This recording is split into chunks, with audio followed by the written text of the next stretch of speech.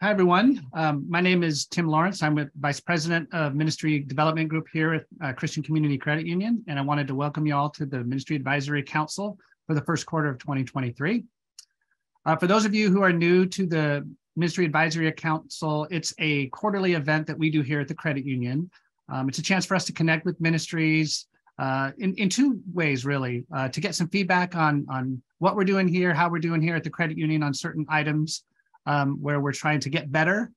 So we get feedback from you on that. But also it's a chance for us to provide resources for your ministries in terms of best practices we see in the industry in order to help you become a better ministry, to thrive, to live and give more abundantly. So today we get to welcome back Nicole Wallenfelsz from ECFA, who's been with us before, and she's going to talk about unleashing your board's potential. She'll have a presentation, and then after the presentation, we'll have a Q&A to answer any questions that you might have. So at this point, I'll turn it over to Nicole. She can introduce herself and talk about how ECFA serves ministries as well. Thank you so much, Tim. And yes, my name is Nicole Wallenfelsz. I'm so grateful to be able to share with you all again. Thank you, Tim and CCCU, for inviting me to present today. My role at ECFA, I'm the Director of Member Relations, and I work with organizations that want to learn about how to become accredited by ECFA. And really that means compliance with our 7 standards, which are really meant to be guardrails for organizations to strive to meet. And we come alongside and help you meet these high standards of how to operate with integrity in the area of finances, board governance, and stewardship. And it's my pleasure to work with our over 2,600 accredited organizations to help them maintain that accreditation.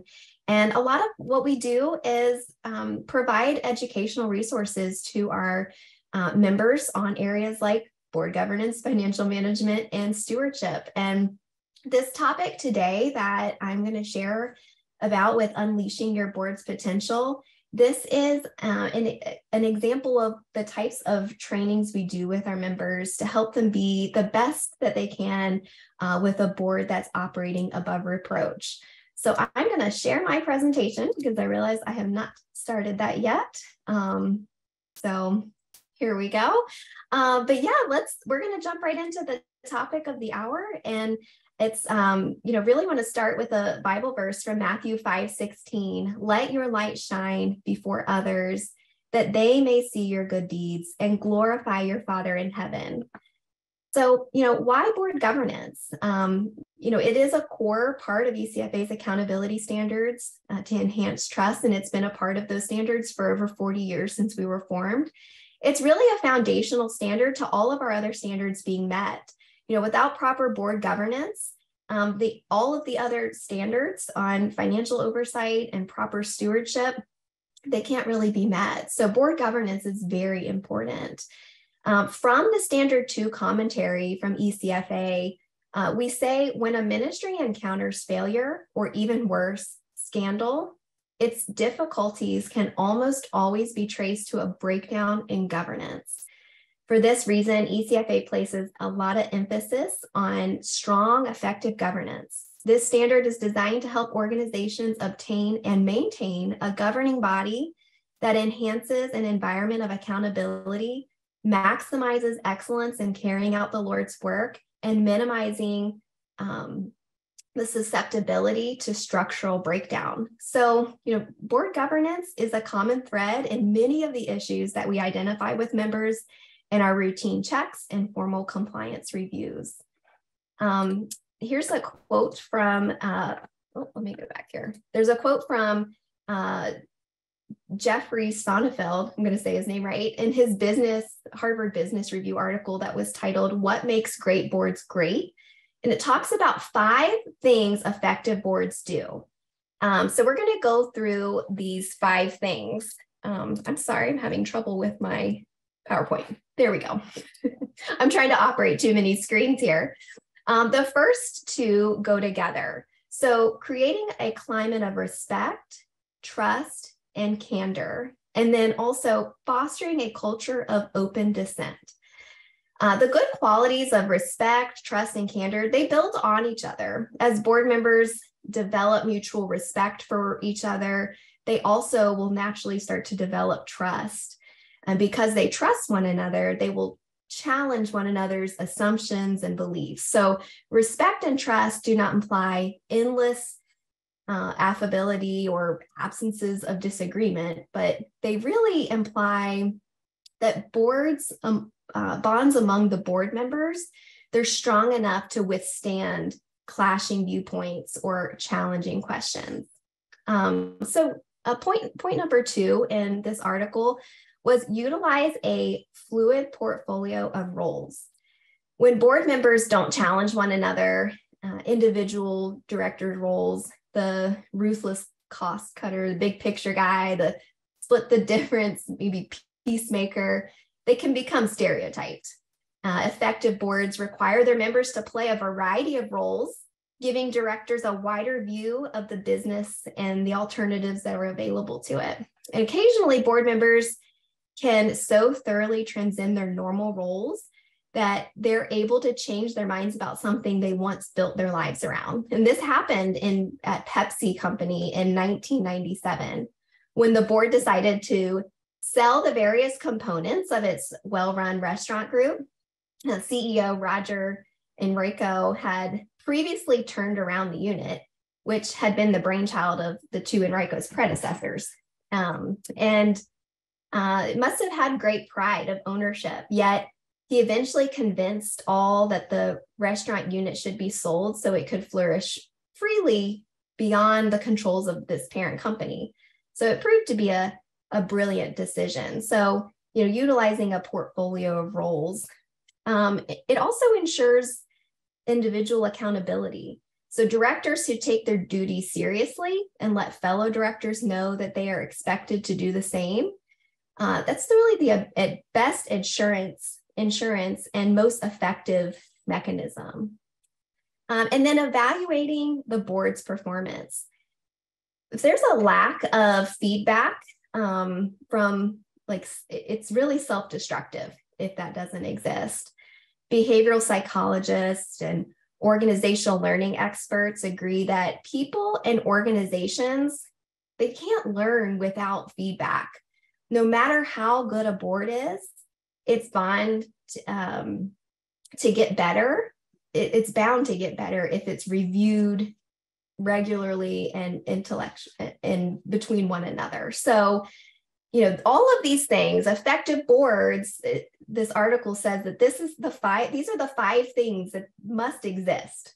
So I want to take it a step further and not just share those 5 tips, but really say, okay, let's take these 5 effective things that your board should be doing. And I'm going to give you 10 tips today on how you can build these into your board. So let's start with tip number 1. The first tip, conduct at least 2 meetings per year. Within those meetings, what should they include? 1, advanced materials, well-constructed agenda, reports, recommendations. They should all arrive 7 to 10 days in advance of the meeting. The cycle of respect, trust, and candor can be broken if the CEO or president waits until the night before the board meeting to dump all of this information on the directors.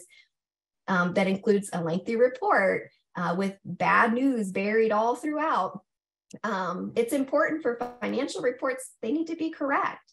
They shouldn't have mathematical errors or columns that don't total correctly. Our president, Michael Martin, has found it helpful to enclose in the email with the board agenda materials an actual pinpointed list of, hey, here's the important materials that you should be focusing on to study, which really leads me to the next point, advanced preparation. Every meeting is important because the advanced agenda and written recommendations, they signal this, and unexcused absences are rare. Board members, they prepare, they pray in advance and come to the board meeting on time, rested, relaxed, and ready to listen for God's voice and what he's directing.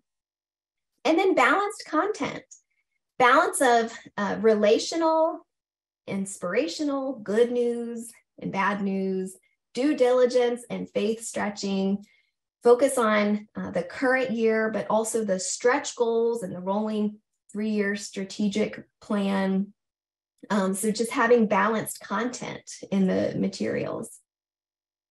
And that strengths are leveraged. So, in the board meetings, utilizing your board strengths. The board chair and CEO lead the board in leveraging these strengths. And I've identified 3 S's. The first is the strengths from Gallup Strength Finders. That's a great tool to utilize for your board members to take a survey to decide what their strengths are, and share that amongst your board and learn one another's strengths and what you bring to the board meetings. Also, different social styles. There may be different social styles that are represented on your board, and leveraging those in the way that they're helpful to that service. And then spiritual gifts. Everyone has spiritual gifts, and leveraging those in the context of the board meetings really makes your board more effective. So you might want to create a chart, that with these identified for each board member. And it might be helpful as you identify the S's that you are weak in or lacking when you're looking to recruit new board members. The next tip number 2, maintaining proper board meeting minutes. I can't emphasize this enough. In our work that we do with our members and potential members, board meeting minutes, there's a tricky balance with how much is too much, how much is too little. But the minutes, they're not only a very important record of the deliberations and annual membership meetings, board meetings, and board committees, but they also offer a valuable history that reflects a prudent and responsible board. Minutes can also protect the board from litigation or other administrative proceedings. Additionally, board minutes may be one of the first places that the IRS and other oversight groups look during an audit. So that's the importance of board meeting minutes. So what are some things to consider? Some procedures, procedures for recording minutes. That's the first to consider. It's essential that a ministry develops some procedures to thoroughly document the proceedings of various corporate board meetings, including meetings conducted by conference call and web conferencing. Those are equally important to have board meeting minutes. The procedures need to outline what meeting notes should be included, who's responsible for taking them, and when and how they should be translated into the formal minutes. Then you have the responsibility for recording minutes. So that was like kind of what do they look like, but who's responsible for recording them? Who's the best person for that job? Is this the best use of this person's time, or could there be another person that performs this function more efficiently in terms of organizational resources? In many organizations, the board or organization's secretary is charged with the responsibility of taking minutes. And there's often an additional review and signatory responsibilities that are required as part of that. Any staff member can actually record your minutes as the meeting's being conducted, but it's imperative that you have someone with knowledge of or background in taxation and legal issues that's carefully reviewing the minutes. The person that's designated as the secretary should possess experience and education in these areas as they easily arise into potential problems. So quick action can make huge difference. So consideration should be given to having the organization's attorney and CFO review all board minutes soon after they've been prepared. Because they become official action. So having that done and reviewed quickly is important. And it's especially important when there's potential litigation issues or significant finance-related issues that are being discussed by the board. So that's really, who's responsible for recording board minutes and some thoughts around that. Then this is the big one, determining the level of detail to include in minutes. Determining this amount of of how much detail to include, it can be challenging. Some minutes are so skeletal in nature that they don't represent a complete record of the proceedings. And then conversely, other minutes reveal far too much detail, even including what each member said about every issue. And neither of these approaches really serves the organization well. It's really important to adopt a policy regarding how much detail the board minutes should include. So don't leave such an important discussion to the discretion of the individual secretaries. Explain what level of detail that you're wanting in the board meeting minutes. And deciding on that level of detail, consider how a court might judge the board actions if the minutes were actually to be examined. Most courts use the business judgment rule to decide if directors are actually carrying out their duties. This rule doesn't look so much at what a board has done, but they look more at how the board went about its actions. So a board must act prudently, in good faith, and in the best interest of the corporation. No one has a crystal ball, and the best intentioned decisions will sometimes turn out horribly wrong, but the minutes should contain sufficient detail so if legal issues were to arise, the minutes would document how the board took due diligence and utilized its responsibility in carrying out the decision. However, minutes that read like a novel, so you can be like, we're learning balance here. Minutes that read like a novel actually can subject the organization to undue liability should the minutes become discoverable in litigation. So it's important to establish balance. The minutes should be adequately substantive.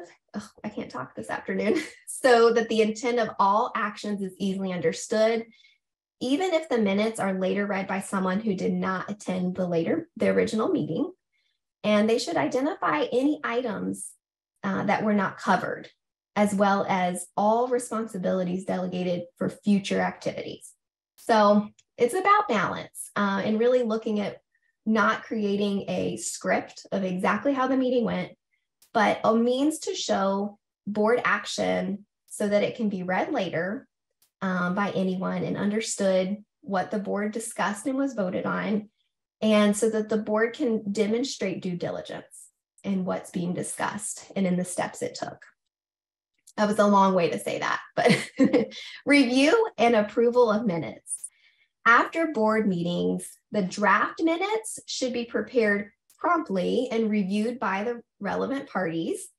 Draft minutes should be distributed to board members for review before the next board meeting. And organizations should encourage their boards to perform the thorough review of the minutes and to be alert of any potential problems or conflicts. The board can vote to amend the minutes or approve them as is, and that's typically done in the next board meeting for the prior meeting's minutes. The secretary may sign them and then incorporate them into the board minute book, a process that should really occur in a timely manner. The board minute book always should be well organized and up to date. So meetings of which all of this applies, where should board meeting minutes be maintained, and what meetings should those be maintained?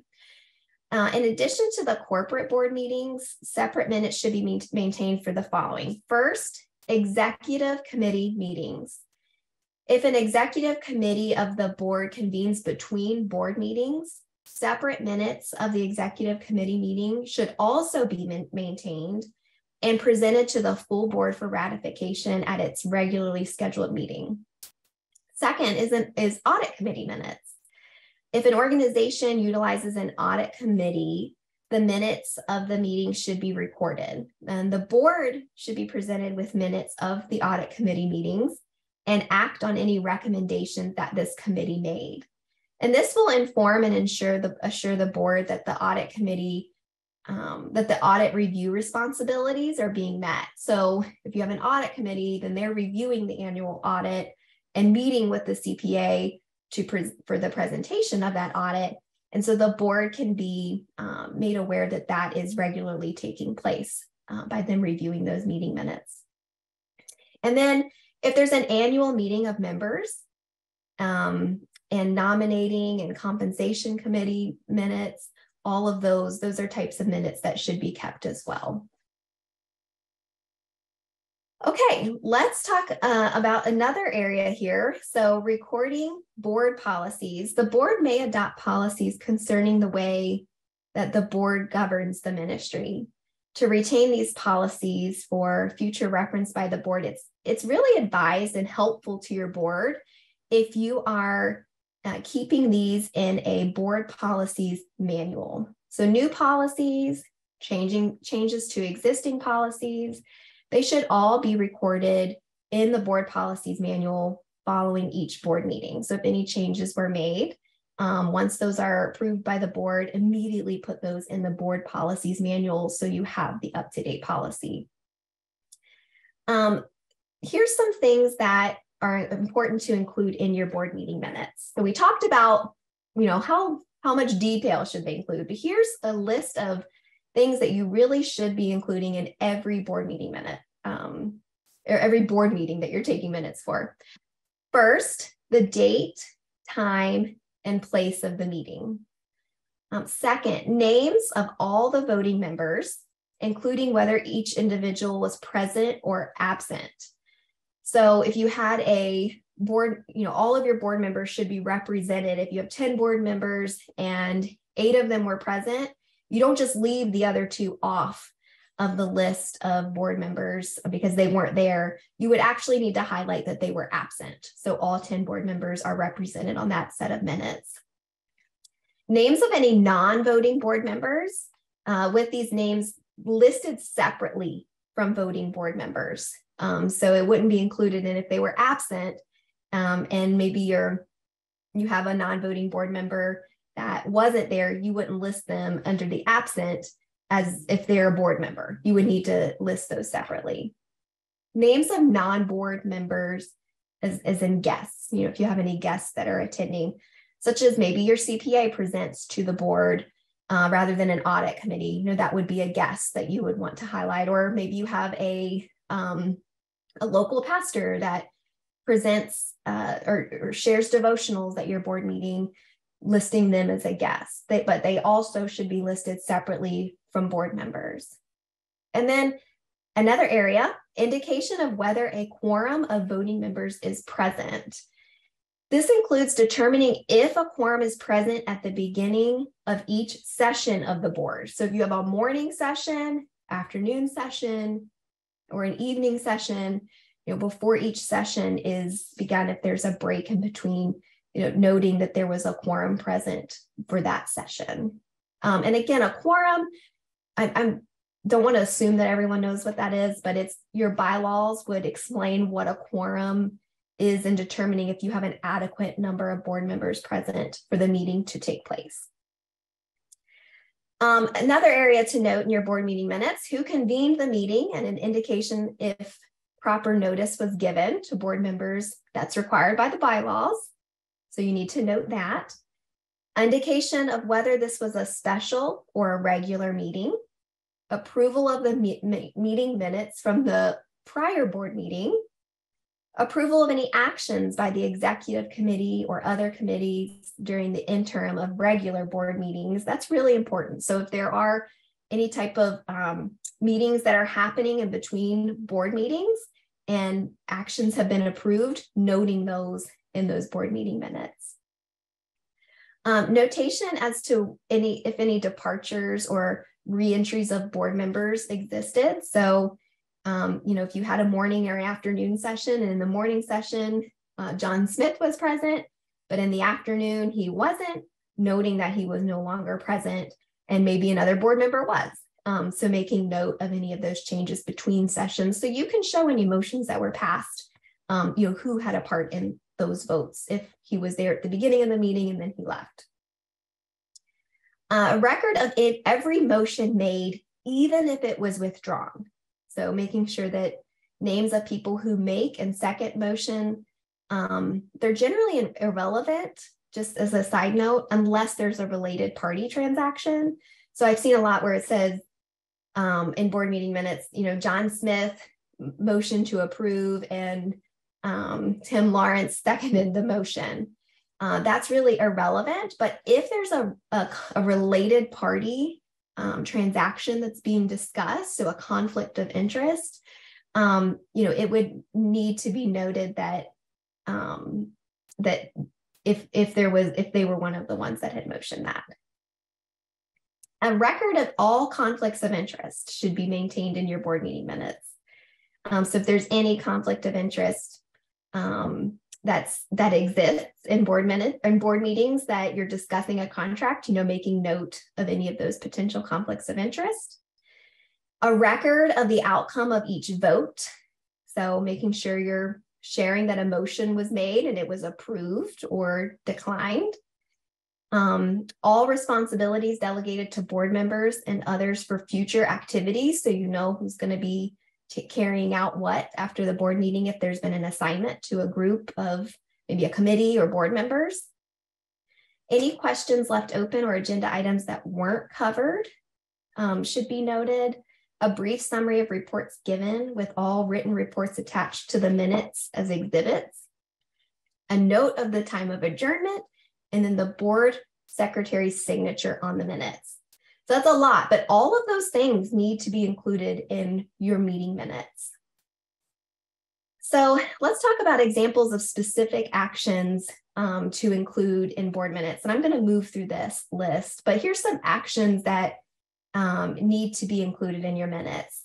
Election of board members, election of officers, selection and appointment of committee chairs, selection of your auditor, which might exist in your audit committee if it's delegated to them, acceptance of the audit report, discussion of any management or comment letter received from the auditor, the annual review of the executive's compensation package. We're going to talk about that a little bit more here in a little while. Notation of the annual CEO review of performance and the establishment of any performance objectives. We'll also talk about that.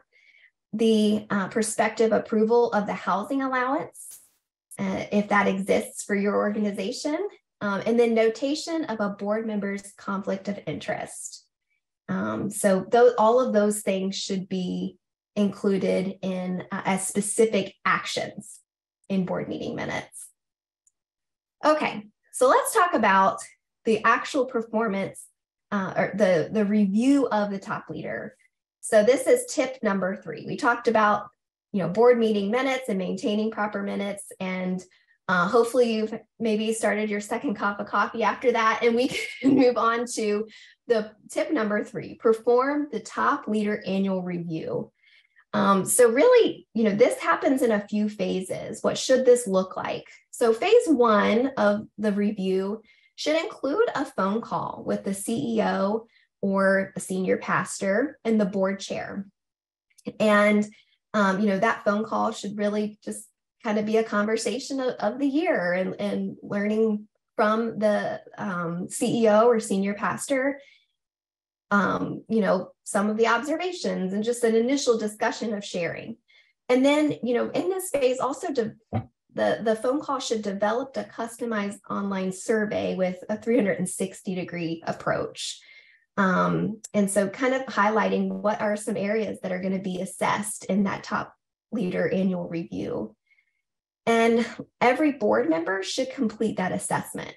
So that should be done after the phone call, kind of bringing the CEO or top leader into what's going to be assessed, and then creating the actual online survey using this 360-degree approach. Each staff member, so the board should be participating in the survey. Each staff member reporting to the CEO or senior pastor should complete an assessment, and the CEO should also complete a self-assessment. So that's really phase 1. Phase 2 is the actual board meeting. And this is delivering the results prior to the meeting. So delivering all of those before you actually meet is important so that they can review the results. Provide a written list of affirmations and areas where improvement is needed.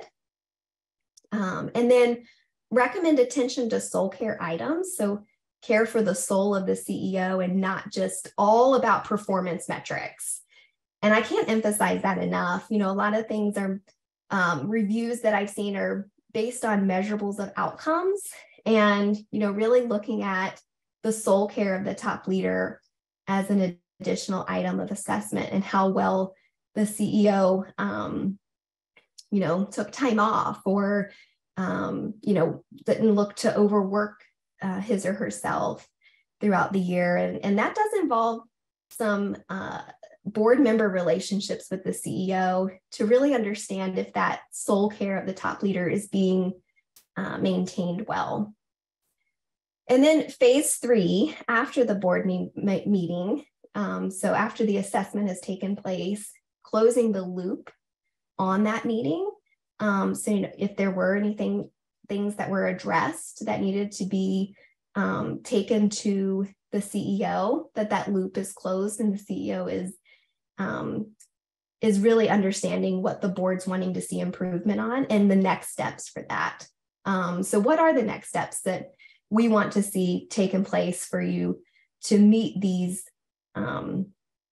areas where we noted needed improvement? And then phase 4 is coaching. So that relationship between the board and the top leader to really provide the level of coaching needed to be able to meet these, the determined next steps and an ongoing conversation that they can have with one another.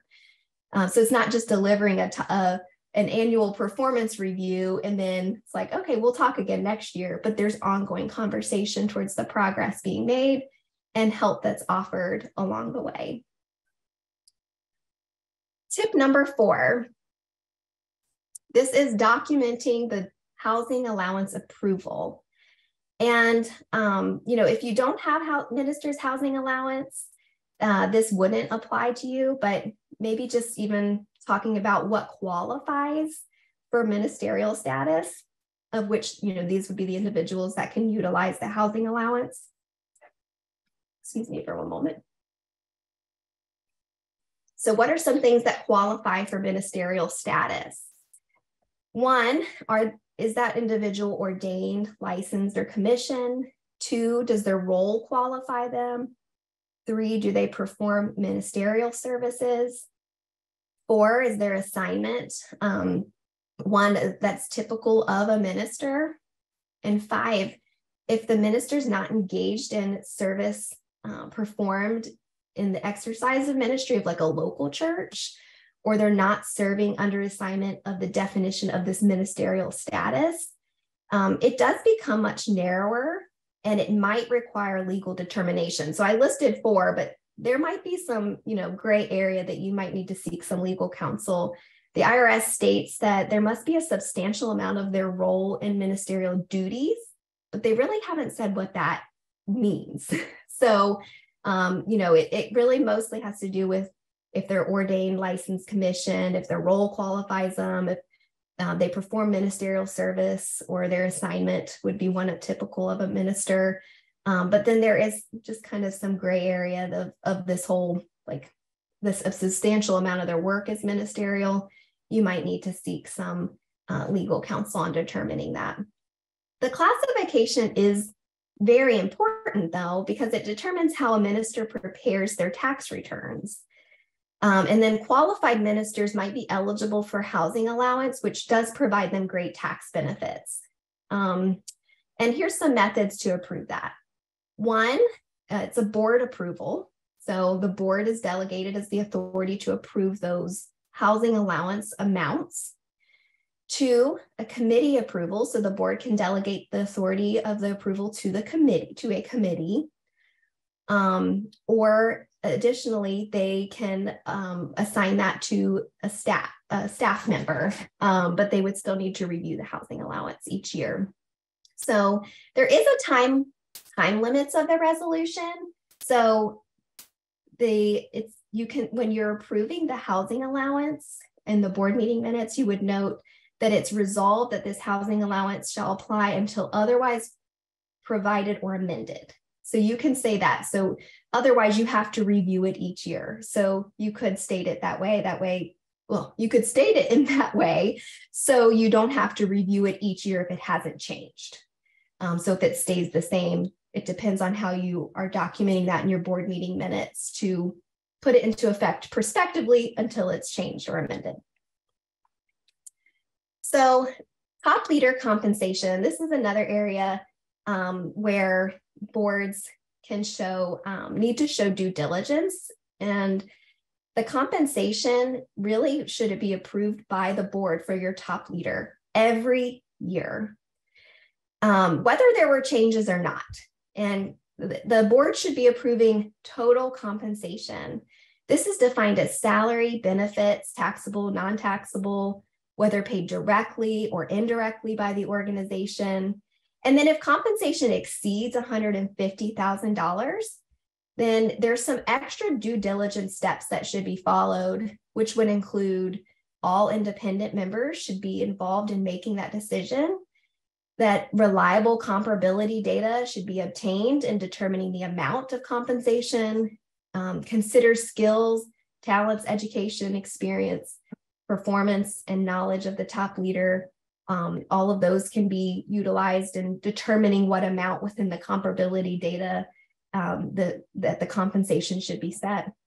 And then the documentation of this process should be completed in your minutes. So those are some regular steps if your compensation of your top leaders over $150,000, but those are great recommended steps regardless. And then also, apart from documenting the top leaders' compensation each year, the board should be made aware of any family member's compensation amount.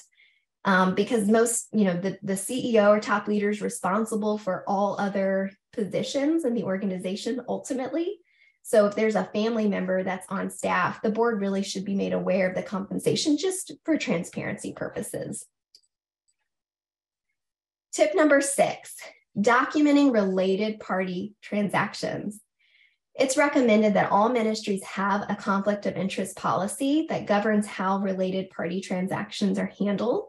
So a conflict of interest policy, for example, would apply if, a conflict of interest would exist if a board member or anyone with substantial influence in the ministry provides a service or somehow is compensated outside of the work for the ministry. I always give the example of, let's say you have a building campaign, and one of your board members owns a construction company, and he brings a bid to do the construction for the building campaign. Well, that's a conflict of interest, and having a sound conflicts of interest policy in place really helps the ministry follow a consistent set of steps in determining if that contract should be entered into by the ministry. If it's in the ministry's best interest, what are other comparability data quotes for this similar service to ensure that this board member is not receiving any excess benefit from the ministry if you were to start paying him for this service. And really, is it even in the best interest of the ministry to enter into that contract with a board member? So having a policy in place that helps you consistently follow a set of steps in determining if this is in the best interest of the organization to even proceed. So the policy is important. So please make sure you have a conflict of interest policy in place so your board can follow these set of steps, but then also having annual disclosures. So annual disclosures would require that board members, top leaders, all are completing an annual disclosure form to ensure whether a conflict of interest exists or not. So it's just a standard set of questions to make sure that the organization can show it's monitoring conflicts of interest on a regular basis. And then taking steps to, ensure that you're like I said, actually, I already mentioned these, taking the steps if there are a conflict of interest that exists to ensure that you're doing due diligence as to whether you should enter into that agreement or not. ECFA has a great sample conflict of interest policy. If that's something that you would like, I'm happy to send that. And I'll provide my contact information at the end of this webinar, and you can always contact me, even if you're listening on the recording, to obtain a copy of that conflict of interest policy and the annual disclosure form. So let's move on to tip number 7. And this is providing financial oversight. A couple of things to note here as far as the board's responsibility in the financial oversight of the ministry. One is approving the annual engagement of the CPA. The board should be responsible for hiring the CPA and approving that. Sometimes contracts with CPAs are on an annual basis, so they would need to approve the contract annually. Sometimes they are on a 3-year basis. That's how ECFA is. And if that's the case, the board would just need to approve that contract when the term is up for review for the next contract. The board should be maintaining proper communication with the CPA. One of the ways that that is expressed is through the annual presentation of the financial statements. So the audit, review, or compilation, whatever engagement service you utilize with your CPA, that they are actually presenting those financial statements to your board or committee, and that there's an executive session that takes place where any staff recuse themselves from the discussion on the financial statements or with the CPA, because then the CPA can have direct access to committee members or board members to talk through any concerns that arose during their engagement. So having that direct line of communication is important. And then what are the key financial management matters that the board should know? So let's talk about those.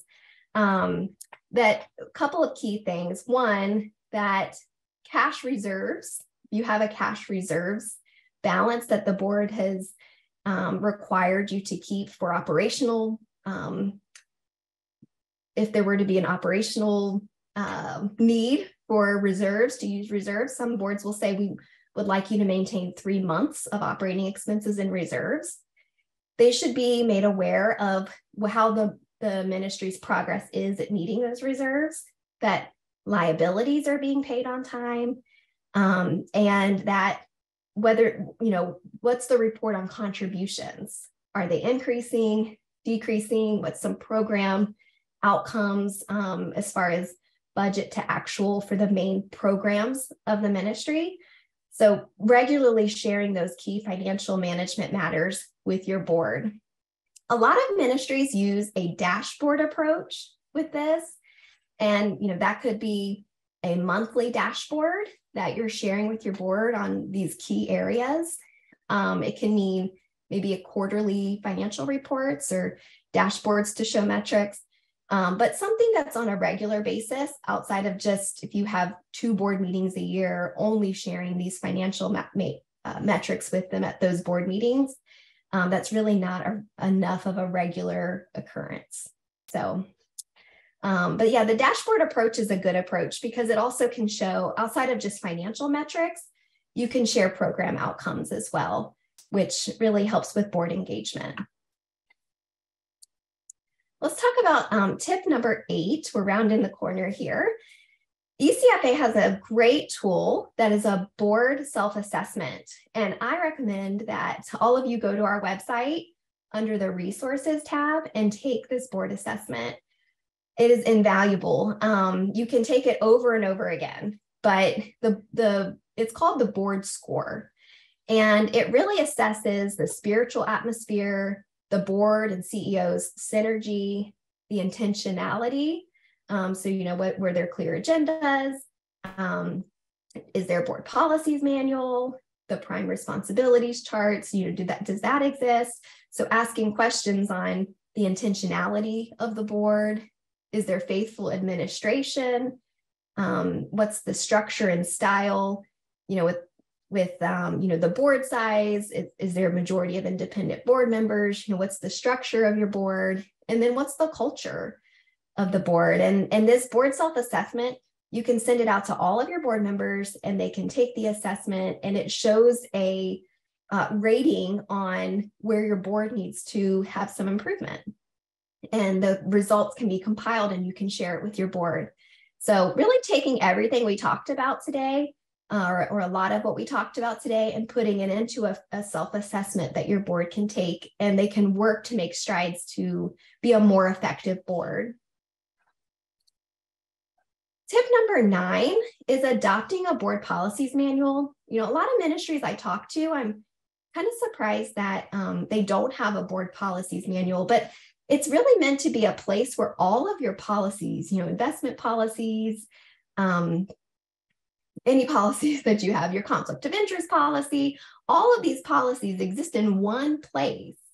And then when you have new board members that come on your board, you can hand them your board policies manual so that they're very apprised of all of the policies that exist for the ministry in terms of the board. So the quote here from Rich Stearns is, "Our attention to governance in general and the board policies manual in particular revolutionized our board, and I feel I'm the greatest beneficiary. I am still on a honeymoon with the board after 8 years." So, he adopted a board policies manual, and it just brought so much, I hear this from ministries, it brings so much clarity to the board and their role and all of the different policies that exist. Another great tool that I'll mention, and this is free on our website, it is called the Governing Board Responsibilities 10 Essential Duties Checklist. These are essential things that your board should be doing each year. And we have it free for download, and you can even take it and just use it as an annual checklist to make sure you've included these items in your agendas for the year. So that's another great free resource that I want to point you all to. And then tip number 10, develop recruitment and onboarding process. So there's, for time's sake, I do just want to mention that there is an ECFA toolbox, governance toolbox on our website that walks through all 6 of these steps with developing the recruitment and onboarding process for your board members. It's actually meant to be a training opportunity that your board can listen to, like a training video on how to go about establishing the recruitment of new board members and the onboarding process. And, start the process early to avoid rushing a board member through to fill a board vacancy. This should be done right. You want to find highly qualified candidates, and that takes time to cultivate. And if you're, a lot are often busy with other commitments, they'll need time to consider and plan their schedules in advance as to whether they can, serve, learn about the ministry. So definitely the recruitment, there's a lot of forethought that needs to go into that and what that looks like. So I want to point you, for time's sake, to this resource. Is on ECFA's website. All of the resources I mentioned are under the resource tab. And if there's any in particular that you want, I am happy to share those with you. And my email address I'll give you here in just a few moments. But I hope that this was helpful. I know we went through a lot of things when it comes to proper board governance and making sure your board's set up to show that they are operating, really fulfilling their fiduciary responsibility as a board. There's a lot of things to consider. And ECFA, like I've mentioned throughout this entire presentation, has a lot of great resources to help equip your board in all of these areas. So maybe this was an overwhelming amount of tips and you think, wow, where should I even start? One thing that I would encourage you to do is to start by really reading through ECFA Standard Commentary 2. So if you go to our website and look at our standards, Standard 2 really provides guardrails of how your board should be operating to be an effective board. What's the foundation that should be in place? And if you have more questions, then please reach out to me. My email is Nicole, Nicole, @ecfa.org. Thank you so much, Nicole. Great presentation, super valuable. I got all kinds of notes here. At this point, I did want to open it up to questions. I actually had one of my own, which comes up and frequently, actually, when we talk to ministries. And you spent a lot of time on the minutes. And I thought that was pretty, I wanted to kind of shine a light on that significance and maybe ask you, what might some of the consequences of not having that level of detail in the minutes? What are some of the things that might happen that could be, not so good for ministries? Yeah, I mean, a couple of things. One, as you have, as you're looking back at a record of even what was decided, one of the consequences that you can have is not even having clarity on what the board determined in certain actions or what was discussed or considered, and not having a proper record of that and needing to go back years back to look at board meeting minutes on what was decided. That really can be something that's invaluable to the board if it does exist, but also for legal reasons. Right. So really the whole legality piece of it comes into play of making sure you can show due diligence. Like I said, it's not so much what was decided, it was how the board went about deciding it to show that they operated with a responsible decision-making process. Right. And I assume from a legal challenge perspective, right? I know that one thing that we look at as a lender and when we do, for example, a real estate loan, the title company will look at, we want to make sure that there was proper legal authorization to enter into that transaction. And I think the detailed notes in the minutes are one way for a ministry to make sure that they've got that covered. And you might be surprised, there are challenges that come to some of these decisions that these boards make. And so I think that that's a valuable piece right there. And I'm glad you spent quite a bit of time on that because I think it's important. Good. I'm glad you are, because that's a very technical piece of this training that can really feel like a lot of data to take in. But I'm glad that was helpful. Right. We do have a question from Pastor Howell Shaw. He asks, is ECFA a membership organization, and what are some of the benefits that come with the membership for a startup church? That's a great question. So ECFA is an accreditation organization. So we have 7 standards, and those 7 standards range in the areas that I mentioned of board governance, financial management, and stewardship practices. All 7 of our standards can be found on our website. But really, ECFA accredits ministries, churches, and nonprofits according to those 7 standards. And you have to meet them all, but we're there to help you meet them all. That's our desire. And we act as an accountability partner to come alongside you and make sure that all of those standards are being maintained over time. And so as an accredited organization, you're a member of ECFA.